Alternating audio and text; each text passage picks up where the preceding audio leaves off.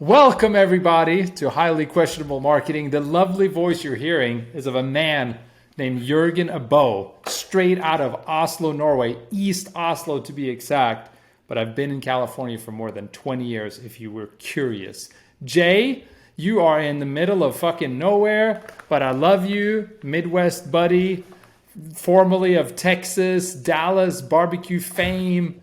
Now you're stuck somewhere. Anyway, Does Arkansas actually start to become part of the Midwest? I never thought about this. No.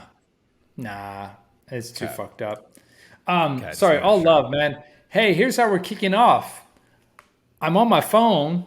I'm looking at LinkedIn, and I want to talk about a post that you wrote, buddy. That's right. You Okay. posted today. I'm going to read the first few lines because I think it's actually fire. And I think that this is where we should jump off today. Your biggest challenge as a B2B marketing team is not pipeline and revenue. Ooh, okay. It's not brand, creating demand, or capturing demand. It's that the company doesn't understand how they actually grow. Because of this, entire companies are hacking their way to growth. Ooh, we've been talking about this a little bit. I'm going to share with you something that I've experienced a few times in my career as a marketing leader in B2B. And it is kind of what happens, and this is a post sort of 2010 kind of reality when, growth hacking became a thing. And while it didn't change everything, I think business leaders started letting themselves off the hook just a little bit on driving business growth. Pre this, right? Like early 2000s, late 90s, like I'm not that old, but like we had an era where companies had to come up with a business plan, right? Like actual business plans were written. And as a business leader, as a founder, you had to really, really think about, well, how does this thing grow? And of course, sure, you hire still marketing and sales and all the different functional areas to do their thing. But something has happened in the last decade or so where business leaders have started to buy into and believe that you can kind of outsource the very essence of your business, which is its growth. That you can kind of remove yourself a little bit and like you want to hold marketing accountable. Marketing should be held accountable. It's like, yeah, no shit, just like every other team. But what about leadership? Should leadership maybe be held accountable? Yeah, of course they're held accountable by the board, its investors, whatever the market, like wherever you are, right? Like everybody's held accountable, but in what way? And how explicit and clear are we going to be about who is really accountable when it comes to growth? Because right now, when you're hearing all these people talking about, well, marketing's job is pretty simple, go out there, create some demand there, guys. The sentiment is really that somebody other than the leadership team is responsible for figuring it out, when in fact, it has always been the case that the leadership team ultimately, at the highest level, have to figure out how to piece things together so that the company itself can be optimized and drive growth through the functional areas that, are kind of the various tips of the spear, if you will, right?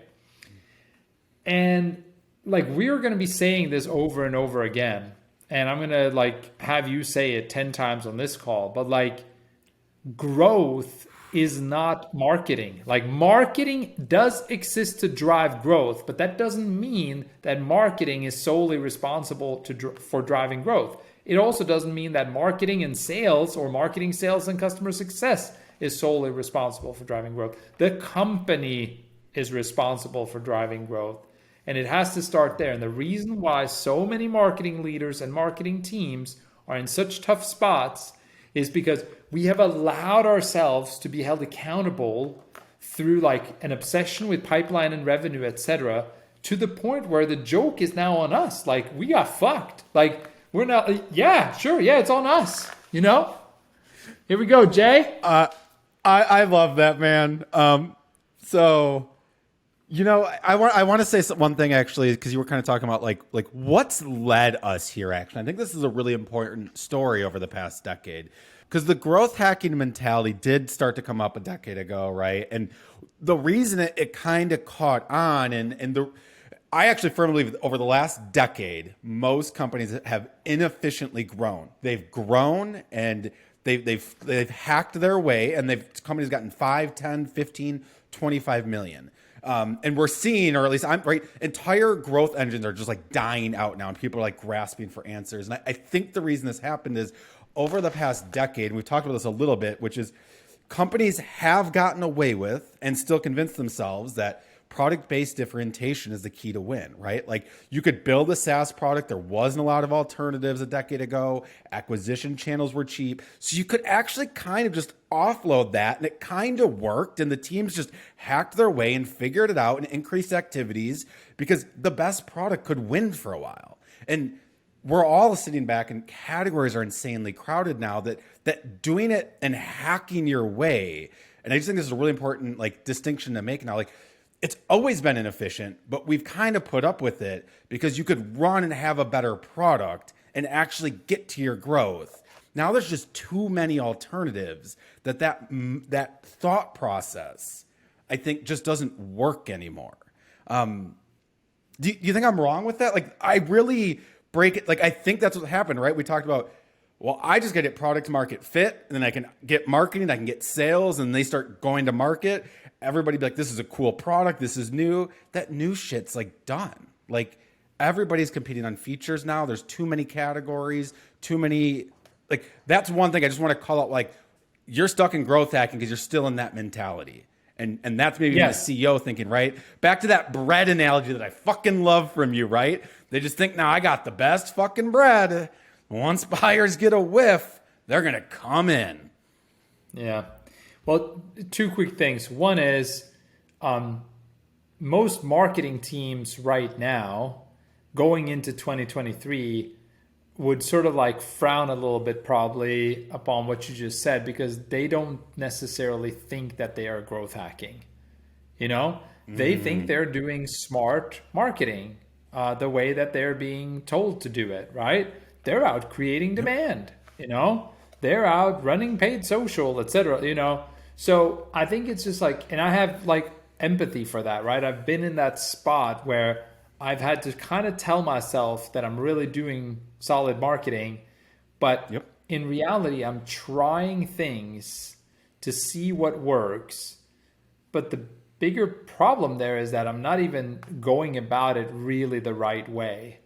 And there's a big one there. Like, can we come back to it in just a second? Because I just also want to go back to the other bigger point, though, which I think is that a CEO today, and this is totally an unfair generalization, what I'm about to say, there are phenomenal CEOs out there that really, really understand how they're going to grow their business. And so this is not a knock, like kind of across the board, but more so now than, let's say, a decade ago. I believe founding teams are coming into this saying, here's this vision, and I'm going to find a way to build this product, and I'm going to define the market that we're dropping this product into, and we're going to prove that there are people in that market that want it. Yeah, they smell the bread. Good bread. I was right. This bread is phenomenal. Now, you guys over there, you figure out how to massively scale the growth of this stuff, right? And it's like, yes, you are kind of entitled to say that, right? But it doesn't behoove you. It behooves you to take it one step further and say, okay, like, sure, there's product market fit or whatever, but that's not really how competition works anymore. And what is really our strength collectively as a business here in terms of like how we can connect with our audience at a bigger scale than we've done initially here. And so how can we align on that so that all our efforts inside the company are pulling in the same direction, and then from there marketing drive the growth. There's just that step there, it's a little bit hard to describe it. And I think there's some people that are nodding their head and some people rolling their eyes, where it's just kind of like not everybody can kind of see that maybe right off the bat, but there is that Yep. missing step there. And that's what gets people into the growth hacking that they aren't really even clear on being growth hacking, right? I I have convinced myself now that almost every company is working on low value work across sales and marketing under the idea that they're not. And that's the mentality of growth hacking actually. And I'll tell you why is because I did it. Like you said, I fell victim to it. I worked at a company and at least my belief, right? The only one who drove anything meaningful, like through pipeline and revenue. I was running the ads. I was doing all that. Out of anybody there, right? I'm like, Jay's the one who's got their shit together. But now that I look back and I really analyze that, yes, was Jay driving short-term pipeline and revenues results consistently, nonstop? Yeah. But I was actually still working on the lowest value work.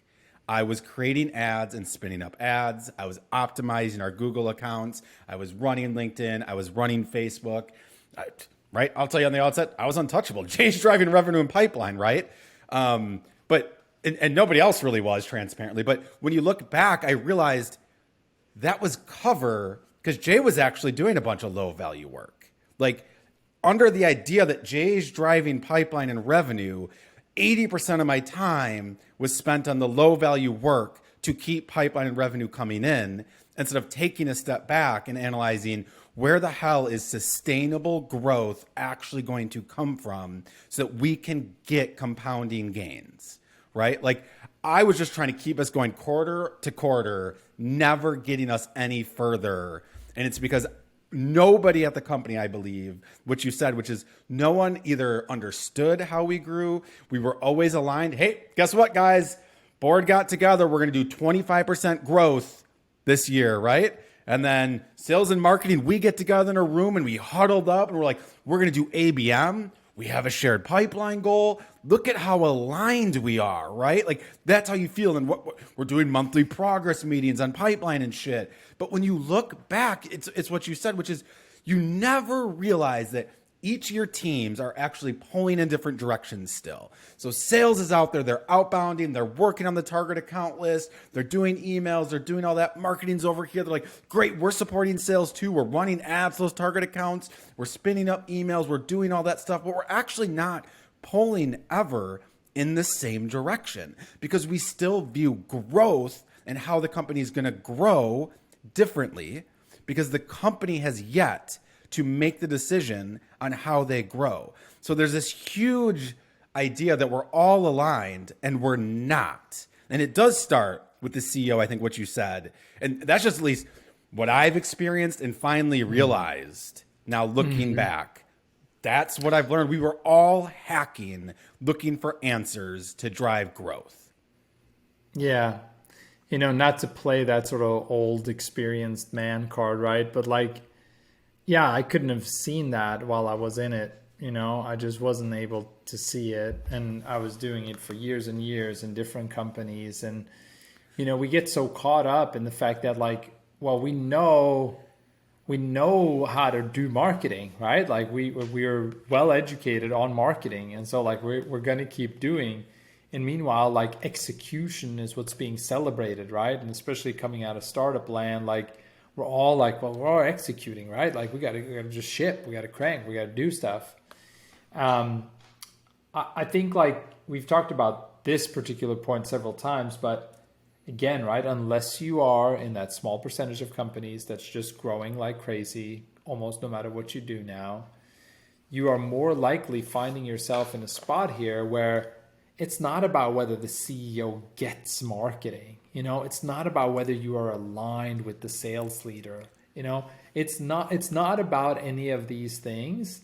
It's about, if you had the 6, 7, 8 like leaders of the company like in a room and you said, hey, like over the next 12 months, forget all the spreadsheets with the projections and all that stuff.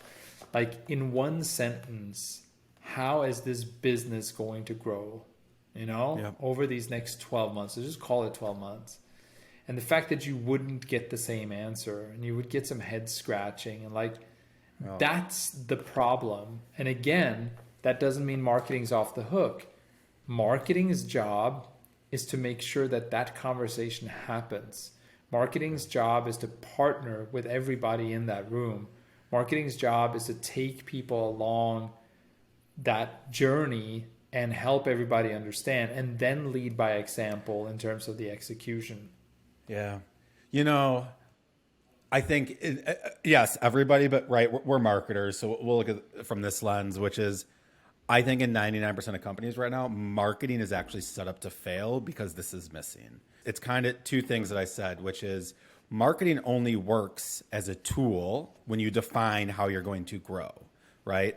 Instead of looking at marketing to give the answers for growth, it would be defining to marketing at executive level, kind of that post I said, right? Like, hey, marketing, everybody, product, everybody. We are going to grow by hiring a legion of sellers. That's how we're going to grow. That's what this looks like. Now, at least as a marketer, I can go back and say, great, how can I align to that being our core growth model or hypothesis? If that's how we truly believe we're going to grow, I might be doing more foundational marketing stuff, right? You know what matters to me in that? How we're positioned, right? Helping sales communicate the value prop. And there's nothing wrong with that stuff. Like, but I think just the company owning, instead of being like, oh, guys, we're not growing, like sales and marketing, figure it out. Like, that's not how this works. Like, because we're not working as a team on what's going to drive growth, because everybody's just like hoping someone's going to figure it out instead of just defining it so that us as marketers, sales, product, everybody, HR, right? So think about it. Let's say HR knows now we're going to go through a legion of sales. Like, great. Well, they know their directive. We got to go out and find the best fucking sellers we can, right? Like, that's how we're going to grow. We're going to increase the activities there. We're going to hire sales headcount. HR can get behind that. Product might need to find ways so that sales can properly communicate the value on call, right? That's how this works. And that's the missing piece in all of this as a marketer looking back to me, is just, we just want to know how we're going to grow so that we're aligned. Mm-hmm. Yeah. The other thing that you said that is a hard pill to swallow for a marketer, but that is an important conversation, is that until you have this growth hypothesis, and we can talk about what a growth hypothesis really is and needs to include, but for now, right, just sort of stay with me. Until you have that, arguably 9 times out of 10, teams aren't working on highest value stuff.